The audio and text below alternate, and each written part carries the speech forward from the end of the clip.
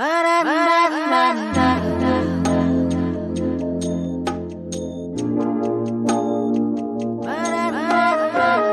yourself alive. Art yourself alive. Art yourself alive. Art yourself alive.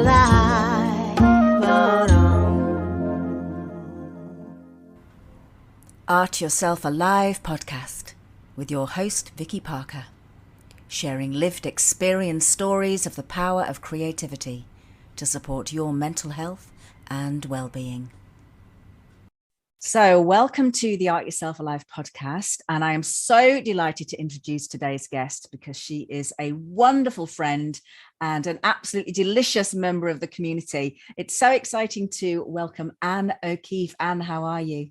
I am delighted to have the invite, and I'm delighted to be yakking with you for this Yakking will be the operative word, I'm sure. Now, for the listeners, just to describe Anne a little bit so that we know who we are talking about. Anne is a creative writing tutor. She is a rune reader. She is also a wise woman in the community, and she's also a laughter yoga facilitator. I mean, that is a resume. Sure is, baby. And I know because I've been to one of your laughter yoga sessions and I've been to your creative writing sessions, and I've also had the absolute pleasure of collaborating with you a number of times on some kind of arts and well-being event. And so I'm so delighted that you have come on to be in conversation with me to talk about who you are, what play and creativity and the essence of freedom of creative flow means to you, and to talk through some of the challenges that you would like to share with the audience and how creativity has supported you. So, let's get stuck in, Anne. I really want to know who Anne O'Keefe was as a little girl, because I don't think we've ever actually had this conversation. I don't think we have, and I think this is going to be a juicy yak. I think so too. It's going to be a juicy yak. Now, this will make you laugh because I think we're going to have a lot of laughter in this. I've got a vibe that we are. Because laughter really is a medicine, and it really does loosen up all sorts of emotions. But believe it or not, actually, as a kid, I was really quiet and introverted. No. For most of my childhood.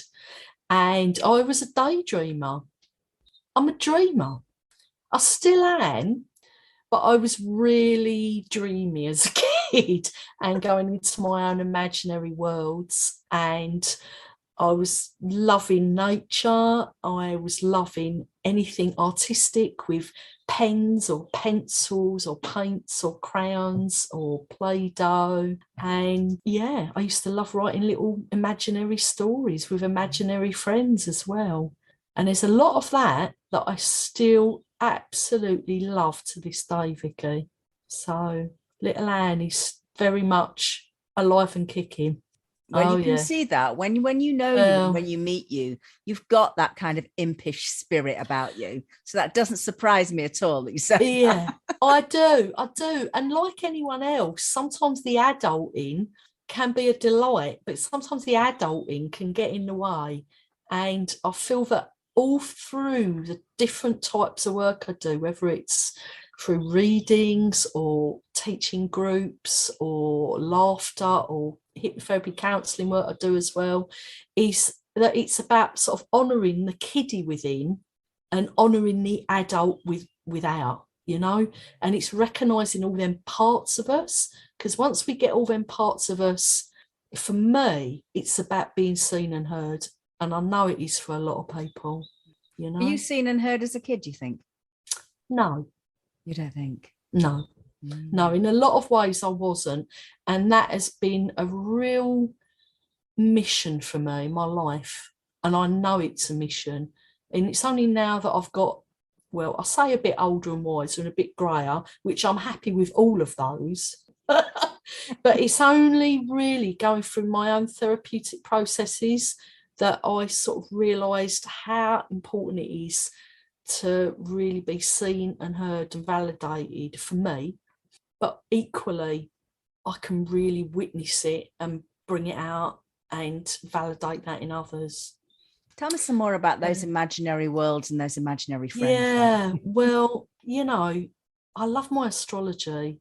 And if anyone's listening to this who's an astrology buff, I am a Pisces moon baby, which means that I'm dreamy, I'm arty, I like being by the ocean, and I'm an emotional person.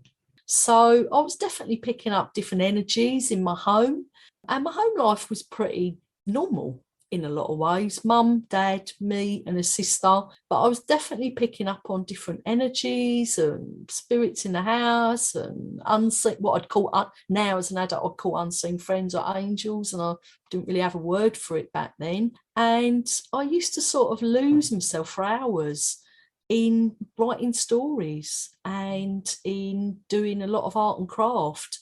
And I find that all of those activities that I loved then, I absolutely still love them now. So when I get bogged down with the adulting stuff, which inevitably I do, a lot less, but I do, is that I know that if I draw on that stuff that supports the inner kiddie and inner Anne, that is a panacea. That is the great balancer for me. And I know by sharing that, it helps other people as well. Because, we might get bigger, but we're all kids inside. So yeah, I really love that you shared that you're a Pisces moon, because I'm a Pisces moon too. So I really, really resonate with that. It's the subtleties of the experience in your world. And I was really there as well when I was a kid. I was definitely in that phase where I needed to be out of my body a lot because of my own story and my own journey. And in that out of bodiness, there was a connection then to something else that was out of the body. And I think that I was also that having that experience where part of my play, part of my imaginary friends were actually probably part of the spirit world too. I totally hear you. Yeah. And, friends of mine, like your good self and other friends of mine that were seen as maybe a bit dreamy or a bit kooky or a bit odd, or, which I'm totally comfortable with now. I wasn't at the time, maybe, or I didn't understand it. Yeah. But I knew what brought me what I'd call happiness then. I knew what brought me what I'd call peace now. And it is being creative and maybe being a channel for energy that wants to come through. And, kids have got that ability to be in the present moment. Yeah. And I think doing anything artistic or creative, it brings you to present moment. And that is golden.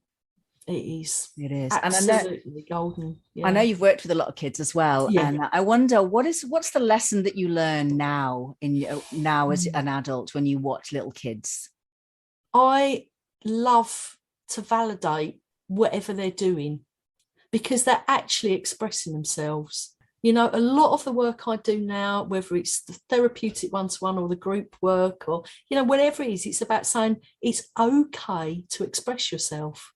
Like some of the great events you've done, the Soul Sofa events with different people doing different modalities. The crux of it is, how do you want to express yourself using your voice, your body, your hands, using tools? And no one can get anything wrong when you express your true self. Yeah. And kids embody that the most, don't they? They just absolutely go for it. They've got no inhibitions. They've got no ambition, unless there's been some, it's that thing about having boundaries, isn't it? It's like, is it going to be, I work with kids now. I know you have as well in the past. And it's about, there is an element of keeping safety, So kids are not going to harm themselves or harm others. Yeah, of course. But allowing that boundary to be sort of flexible and playful. Play, we can learn so much from play, way more than work. Oh, absolutely. Play is underestimated, work totally overestimated. Well, I could definitely say yes to that. Yeah. Although it depends what kind of work you're doing. And I think that's what's really interesting, because I wonder, when you ask little kids, what do you want to be when you grow up? And they always have these fancy ideas of what it is. And they make whatever they're choosing sounds so amazing. And then when you've grown up, you're like, well, yeah, I know the reality of what that job actually means. And it never used to mean that when I said it when I was 5. Yes. One of the things I used to do, as an imaginary thing that I used to want to do as I suppose you call it a job now, but as a vocation as a kid, was to play a tambourine in a band. That was what I wanted to do as a kid, and I used to practice in my room doing that. And I would say I actually fulfilled that mission, not by being in a band permanently, because I've got no desire to be in a band actually, but it was my cousin's wedding. And I got up and played the tambourine, and I thought, my God, I'm living out my childhood experience here. It was amazing. And it was a great wedding. Everyone's happy. Yes. Yeah. I love that. Oh, goodness. That's so lovely to hear about the way that you were when you were a child. So lovely. Yeah. So bringing that through then on the backdrop of that, obviously we talk on this podcast about challenges that people move through. And I wondered, what is it that you would like to share with us and with our listeners about a challenge that you are happy to talk about, where you know and you have real direct lived experience of that creative process supporting you? Yeah, I mean, that's a brilliant question. I mean, what 2 years we've lived through, just extraordinary times, isn't it? That you can either really dig deep into yourself with your own inner resources, your own experiences, or just go adrift, you know? And for me, I've had a lot of bereavement.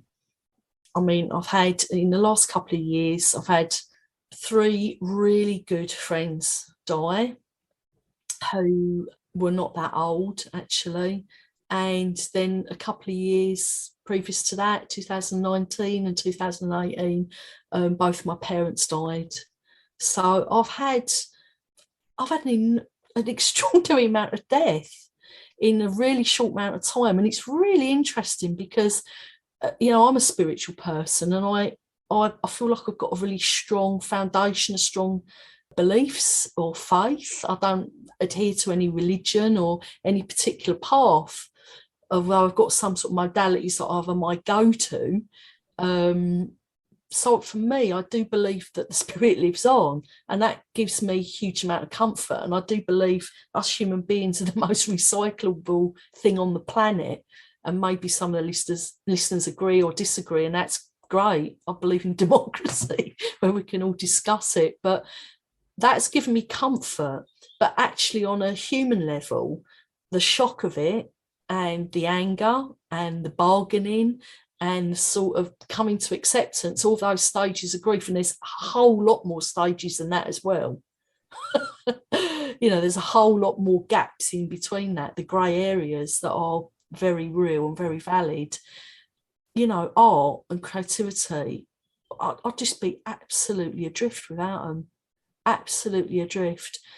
I mean, I love my creative writing, but there is some great beauty and great power in putting a pencil or a pen to paper. And for me, it has to be a pencil or pen on paper. I know we use the keyboard and computers, which are amazing and brilliant, but there's something about using a pen or a pencil and writing on paper where it moves through your head, through your heart, through your lungs, through your muscles, your tissues, your bones, and comes out. Whether it's, process letters, writing process letters to the loved ones that are not around, and really expressing that pain, that grief, that anger, that sadness, that, bloody rage, Yeah. And also the love that's come out from it. So it's almost like I've been writing love letters, and I do believe in writing love letters. It's something that I've taught on many courses and workshops that I've done about self-love, about writing love letters to ourselves. I do believe in writing love letters to other people, and it's totally up to us. Or you could call them letters of affection. It's totally up to us if we want to send them in the post or hand deliver them, or just keep them in our journal and diary safely for our own healing of our own heart. So doing that creative process has been really, really helpful. Another thing for me has been, some of the stuff you do, Vicky, the Doodle Cafe. There is such innate wisdom in marking something on paper, and it doesn't have to make sense. It doesn't have to be a pretty picture. It's about something deep inside of us that wants to be expressed and recognised, whatever that emotion is. And another thing for me, which is massively healing, always has been since a kid, is dance or moving the body. And I like to do that in a really unstructured way. So I love biodanza, I like five rhythms. I like just putting a bit of music on and shaking and moving in my own kitchen, to shake out feelings and to get in contact with joy and love and aliveness when there's certainly been a lot of grief, a lot of sadness, shock, definitely. But I'm wise enough to know that emotions are just that, emotions. They can move through us or they can get stuck in us. And it's not good for me when I get things stuck in me, emotion-wise. And I'm still learning, and I still mess up, and I still forget. But I know that coming back to, say, doodling, moving the body, and definitely my creative writing is a real foundation for my own mental health and my own physical health. And it makes me a nicer person to be around. So I'm not just doing it for me, which is vitally important, but I'm doing it for the people I live with and the people around me. Because it's about that taking ownership, isn't it? And saying, this has happened, but I'm going to own that experience. I'm not going to toxify people around me. And that's great, I think, if it's in a really held, consensual, loving group, which I do attend or I do hold as well. But there's so much we can just do on our own as well, which makes me feel alive and present. And that's the joy of art. We can recycle any emotion, we can recycle any experience, and we can turn something that could be tragic, devastating, natural, because death is, into something that can be just amazing and deep and meaningful. The arts we wouldn't have humanity without arts. Arts gives us our humility, the depth of being a human being. Otherwise, we're just, what are we? No, it gives us depth of character and depth of spirit. And that's what I want in life. And I hope I can encourage or hold a space for others to dive deep, only if they want to, and only if they're ready. But yeah, it's been an extraordinary time. What an amazing roller coaster. And it still goes on, Grief doesn't just end. You live around it, you grow around it, you shift around it, you move through it. It's a movable experience.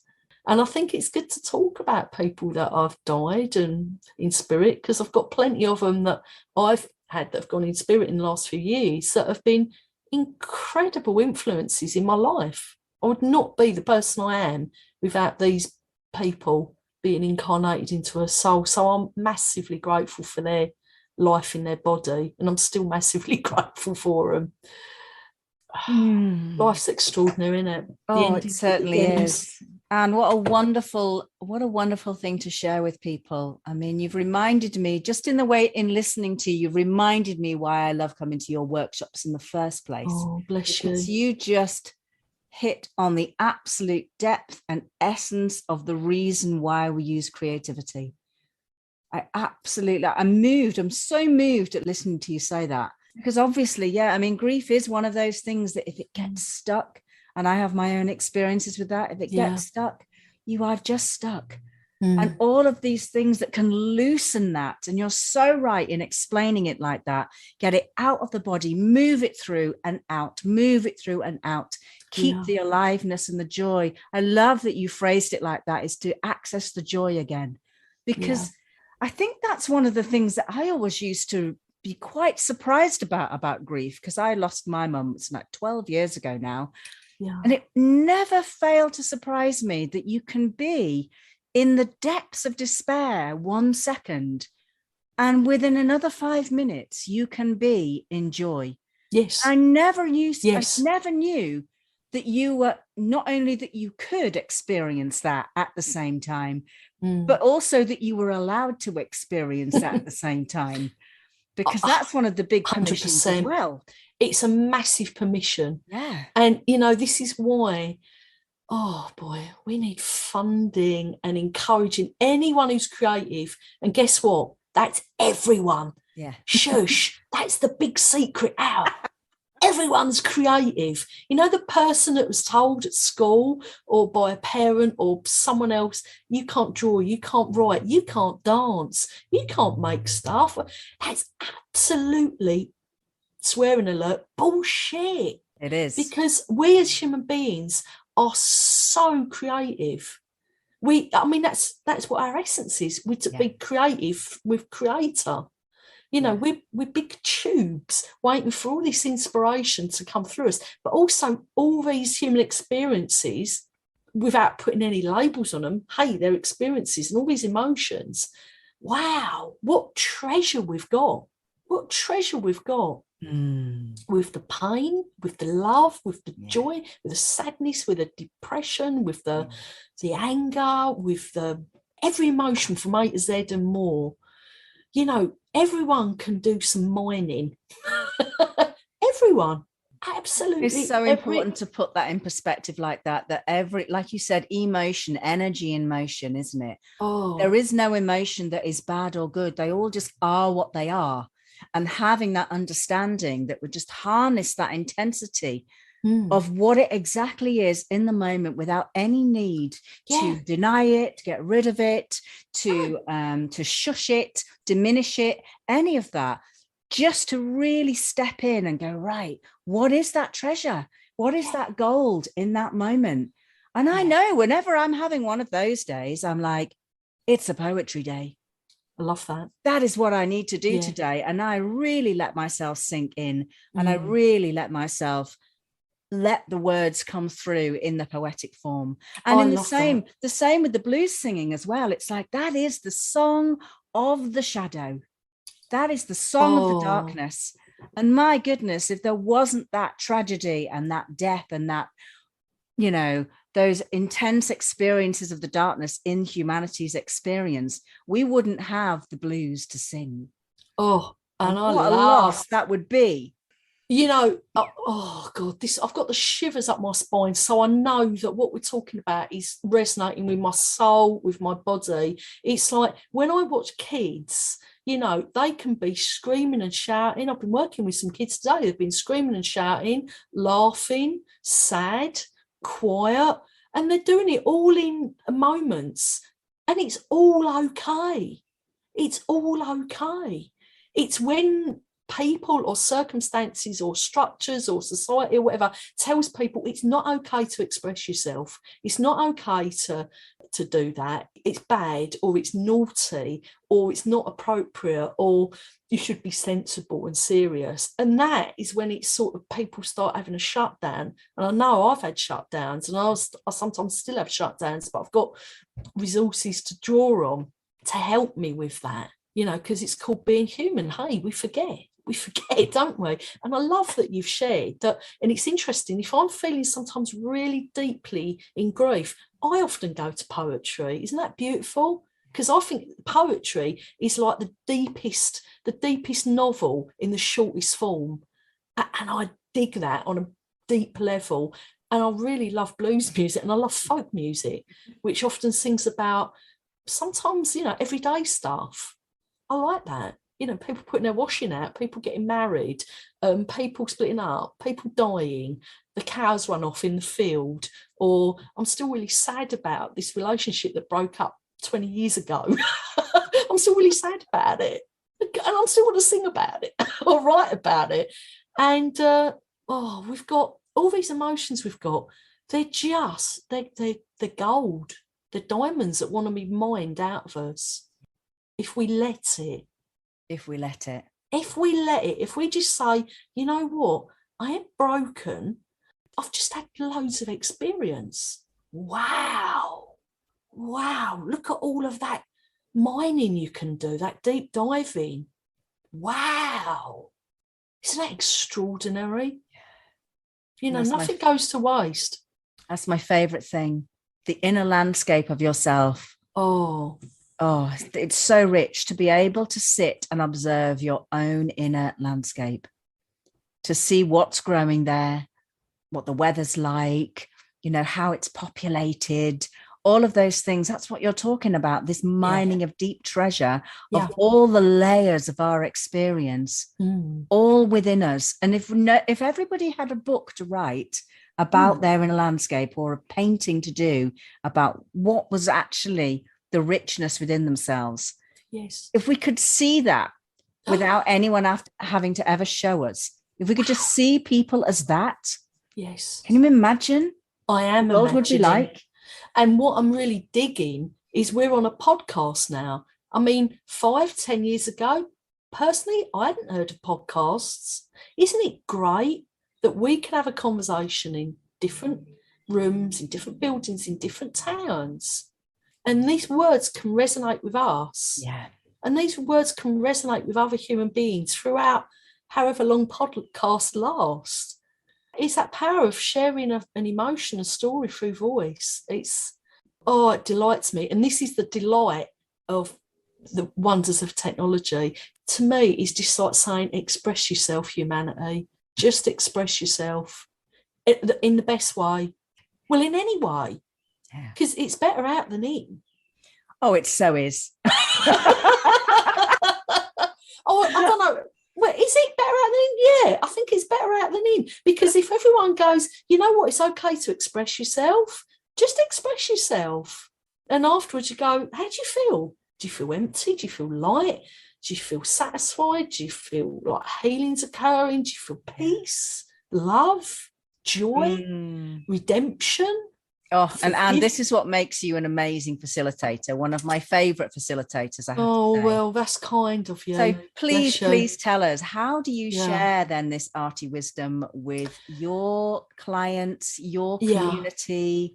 Tell us how you take people through that journey of mining their treasure.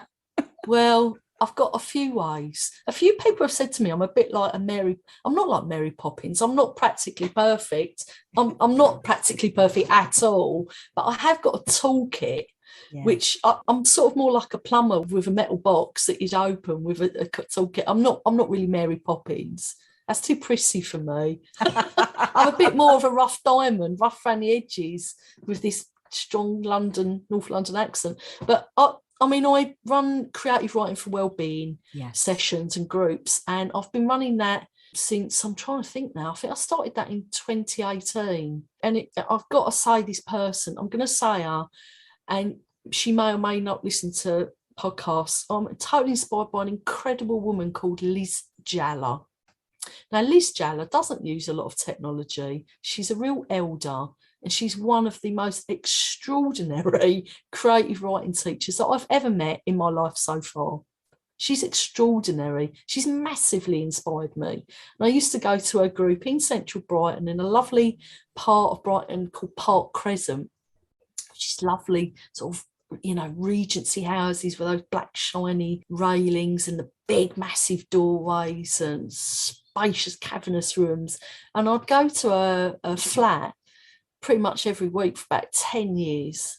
And I would sit around a table, good old-fashioned style, sit around a table with a bunch of people that I didn't necessarily know, and we'd drink tea and coffee and maybe have a glass of wine, and we'd write about everything from our life story to different subjects and different topics. And you really get to know people on a deep, deep level when you share your art. When you share your art with people, it's like opening a window to your soul, saying, this is a part of me and I feel safe enough to share it with you. And that is the most beautiful thing of humanity, when you share a bit of your soul. And it's something that's so authentic, it's something real, something raw, something beautiful, something hilarious, whatever. And I learned so much from this group and Liz Jalla, which is not around anymore. Liz is moving to Australia. Some of the members of the group have died. Some of them are off doing other things now. And I trained in adult education, which is a great qualification to do. And I started running this monthly group, Creative Writing for Wellbeing, here in my home in Shoreham. And I quickly got a core group. And that was meeting up every month. Every month we'd have a different subject, anything from love to beauty to abundance to relationships to empowerment to peace to balance to compassion. I mean, grace. I'm really good at channeling topics. I just let spirit channel through me. So I actually don't have to overthink it. And I think that's the thing about being creative. Whatever you do, just don't over freaking think it. That's the killer of creativity. Overthinking, let it just move through you. And I'll just let subjects move through me, get resources together, share it with a group. And these group of people that are on the surface look ordinary people. Can I say, what the hell is an ordinary person? If anyone could give me a description, I'd love to hear that. And they have produced the most mind-blowing work that has blown my socks off, smashed my heart open, inspired me, inspired all of us, and rocked them, that they can actually express these words. And I'm not bothered about their spelling, their punctuation, their grammar. And I can do all of that. I've got a degree. I've done published work and various bits myself in magazines and bits in books. Yeah, I can do all of that stuff, the traditional stuff. Yeah, thanks. Brilliant, great. But that's not the aim of it. The aim is to give people a space to express themselves. And then we had pandemic, whatever you want to call that, what's just happened in the last 2 years. And I took a chance, and the good advice from my husband, who's a very wise one, said to me, Anne, why don't you start doing stuff online? And I've been putting it off for years, Vicky, because I really like the in-person stuff. And I thought, well, look, we're not meeting up. It's nothing to lose. So I started doing stuff on Skype and then Zoom. Sort of used it a few times, and everyone really enjoyed it, and they're still enjoying it. And we're meeting up every fortnight, and people are writing in their home, and we've got enough work that we're going to actually produce an anthology. So that's in the talking about it stages, because people have written books and books and books of stuff, and a lot of them can't believe what has come out of them, but I can, and it delights my soul. And that is one thing about the way that you hold a space. You have an absolute rock solid, grounded faith in people when they're in your group. So it doesn't surprise me at all that people have produced something from the depths of their being. Unbelievable. I mean, I have, when I've come to your spaces, I'm like, oh, wow. Okay. Yeah. Well, the thing is, Vicky, I think this is maybe this is because we're Pisces moon babies. I'll just let sort of spirit or creativity just channel through me. And I go, look, I'm going to present you with a subject. I've got some resources. So, I'm using some practicality and logic, and I've got a bit of a structure.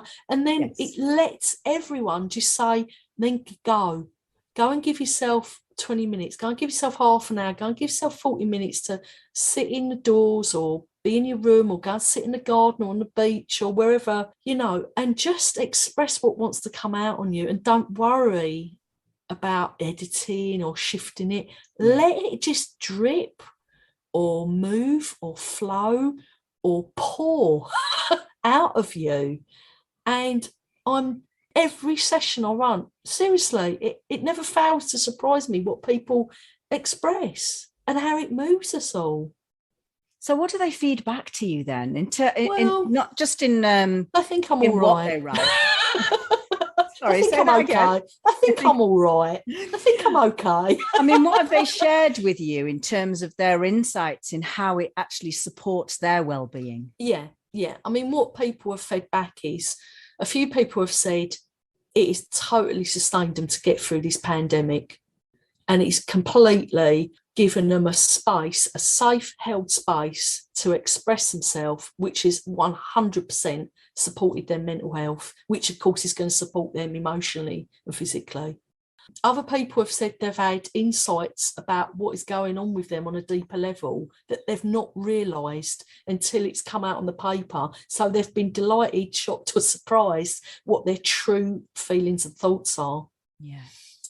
some of them have also said that it's that social connection, because I've been in writing groups, many writing groups, where, you know, you can critique people, and there's lots of fantastic literary groups and all that. Brilliant, brilliant, brilliant. That is not how I run my group. It felt intrinsically wrong that it wouldn't be critiquing, it would be supporting people. Because if people are sharing something really deep or vulnerable about themselves, you don't want someone smashing you down. No way. No. You're expressing your soul. Yeah. That is a gift to another human, that someone else actually wants to express themselves. Wow. And it's also very, very surprising how deep you get very quickly, because in the same way that we do the free intuitive doodling, when you use the like starter exercises like the automatic writing, that is just a direct line into the unconscious.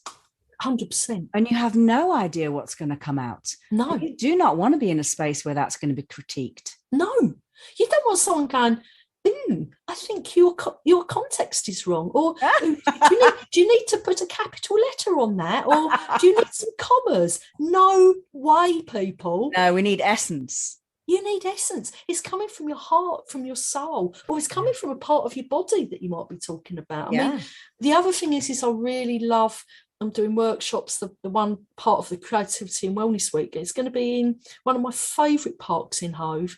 And it is the name, come on, it's St Anne's Wells Gardens. I mean, do you know what? I've spent hours in that park. When I moved from London to Brighton 22 years ago, I spent hours in that park. It's got ancient trees. It's got a beautiful little, not a lake, but a pond. And it's got lovely little nooks and crannies for shadiness, for sunshine. It's well used. It's a well-loved park. Even if you're a townie and an urbanite, that's all right. You know, it just allows something spacious and something, it's something a bit about being around greenness as well, that does, you know, I don't know, colour of the heart chakra. It makes us breathe deeper, makes us maybe drop some tension in our shoulders, or, you know, we can stand next to a tree, sit by a tree, even just look out of a window somewhere if it's raining and just see nature. I think that is beautiful. I'd love to just point out just how wonderful the picture is that you paint for this holistic connection to the inner world, the outer world, the natural self, the natural world, the creative process, the creative flow. That is really what makes you the person and the facilitator that you are. And I really hope the listeners can really hear that it's an whole person, whole ecosystem, whole community connection type process. And writing is just one of these tools that can get you access to that. And it's so simple. You know, there's so much beauty and grace, isn't there, in the simplicity, whether it's putting a pencil or a pen on a piece of paper or a notebook, or doodling on a pad. How simple is that? Yeah. But it's so much beauty to it and depth. Yeah. And it's like, it is really that wisdom from the heart. It gets straight into the heart, and it doesn't matter who you are, your walk of life, your gender, your age, your sex, your sexuality. It's all of that just falls away, and it becomes just you and the tools. Yeah. And something extraordinary can come through. Yeah. And that is, that's a phrase. Let something extraordinary come through. Yeah. And it might be simple as drawing a circle or a box. It might be as simple as writing your name on the paper. It might be simple. And that simplicity, it's the key. It opens doors in us, in our body. But the body don't lie. No, that's right. The body knows. Even when our head gets in the way, and boy, can our head and our ego get in the way? Oh yeah, can't it get in the way? But you know, these simple techniques and resources for just saying, hey, just gently bring yourself back to your soul, Well, thank you for highlighting again just how accessible these things can be, no matter who you are. Yeah. And I know there must be so many huge barriers. I know I've experienced it with people who have come to my groups or that I've taught in schools. The barriers to giving yourself permission to do that can be so enormous, like mountains to climb in your own mind. And I just wondered, in summing up then, as we come to the end of this gorgeous conversation, Anne, I mean, my goodness, I always have a fabulous conversation with you, wherever we are, whatever we're doing, whatever we're drinking, and whatever park we're in, to be fair, you know. But just to summarize for people, what would be the advice or the wisdom that you might share for somebody who's sitting there thinking, I have no idea how I would access writing? You know, where would I go for that? How would I do that? And what needs to happen within my own self to let myself do that? What would you say to them? Well, first of all, you're not alone.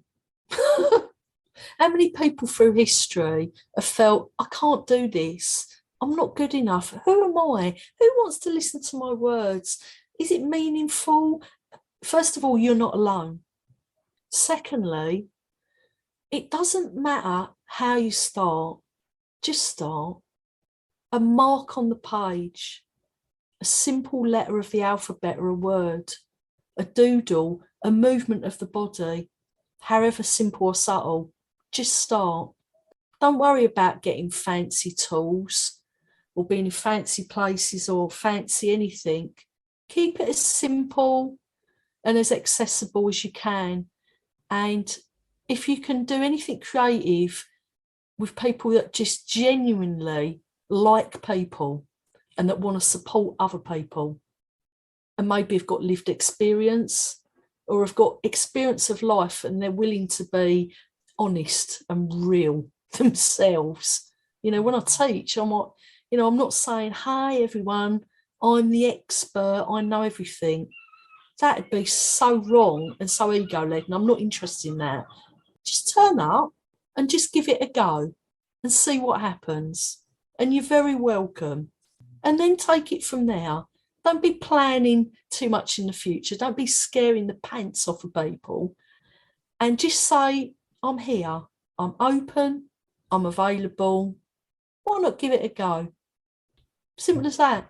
I've heard you say give it a go so many times in so many lovely ways. And I just love it when you say that, because I don't know what it is, something about your warmth and your tone. And I know people can't see you when you're on a podcast, or they might see your little picture on the thumbnail, but there's just something about you saying, give it a go.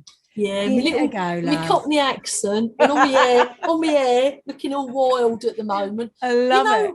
Just give it a go, because that's exactly what I'd say to my inner kiddie. You know, I'd say, do you know what, Anne? Just put a bit of music on, have a little dance. Just get a coloured pen or a pencil and a bit of paper or a pad. Just doodle and draw. Just get a little book out. Make it really simple. You know, get out the pound shop or wherever you like. And it takes off all the pressure for people to be right or perfect or they've got to be something. And it's going, no, you turn up as you are now. And that's great. Yeah. And thank you for turning up as you are. And it's like having an open door and saying, come along, give it a try. It's all experience. You can't get, that's the other thing I love, you can't get anything wrong. No. Can you? Yeah.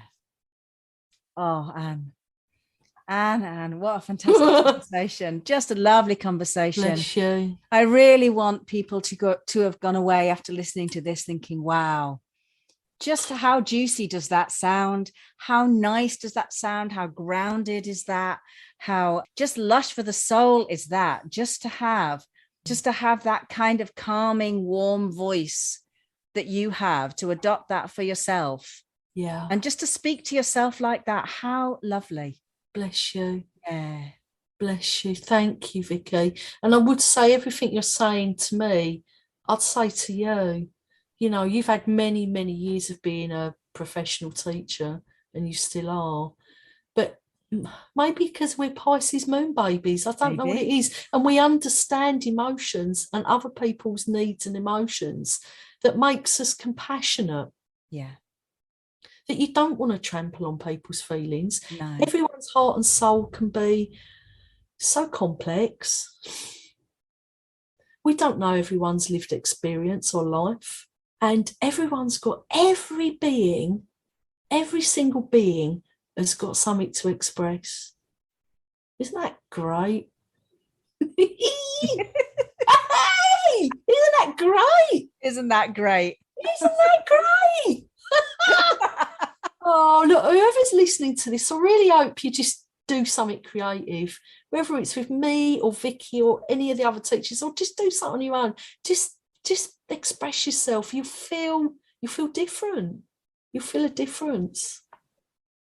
Well, Anne, with Vicky. that, I want to share my absolute gratitude for you. And I know you are the queen of gratitude, because you also run gratitude courses. But just to share my absolute gratitude for your presence here in this conversation. And I will post all of your links to all of your gorgeous work wherever this podcast is posted. Kind. Oh, you're absolutely welcome. I want everybody to know you. I'm honored that you're my good friend and not just a facilitator. Bless you. Well, let's all go to each other's workshops and let's do that. Time. And the thing is it's about looking after the inner kiddie. Totally. For the adult woman, or the inner kiddie and the adult guy, or the inner kiddie and the adult whatever you are. All welcome. And with that, thank you, and I'll see you soon. See you soon. Thank you.